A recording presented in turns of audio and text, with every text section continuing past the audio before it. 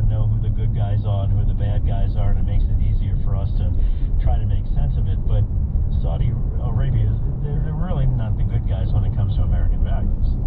They're not. They're not a democracy. There's no sense that they'll ever be a democracy. Countries like Jordan are partial democracies. No way Saudi is. Women have a few more rights than they did before, but it was only recently they were allowed to drive on their own. So the relationship with Saudi Arabia is based upon other interests. And when things happen like, the brutal murder of Khashoggi, the journalist, that the Saudis were very involved in, then we have a real big conflict, that it gets in the way of other areas where we might work together. All right, let me take a break. We'll talk about Israel and Hamas and hostages when we return. We're lucky to know Bruce Jennelson, professor of public policy, political science at Duke University.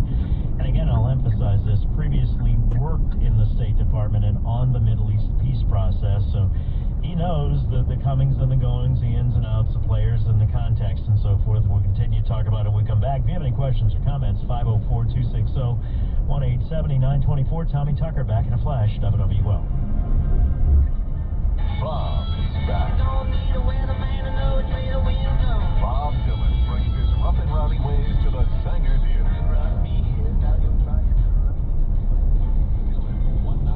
I think it traces back to the descendants of the Prophet Muhammad that went in different directions. And it wasn't just a religious debate. It was, of course, politics and who could control, the benefits, the economies, and the like.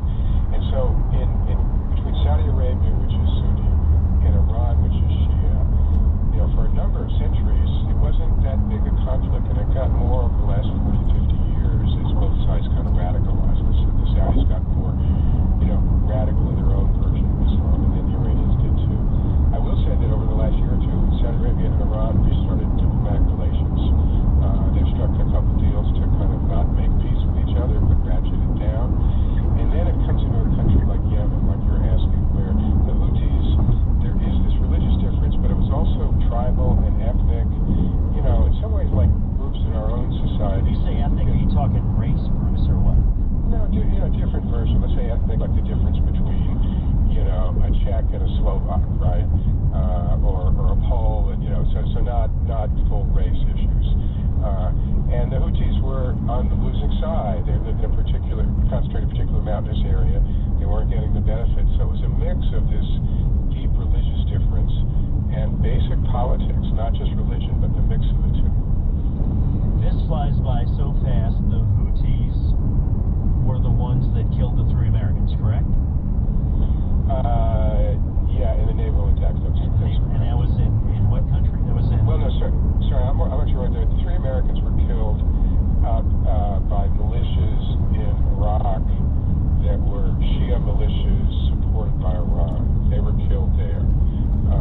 So that was way up at another front of history. That's what I'm trying to keep track of, and I follow this, for a living. I'm trying to, and it's very hard, so I can imagine what the average person who is bombarded with God knows how many messages each day.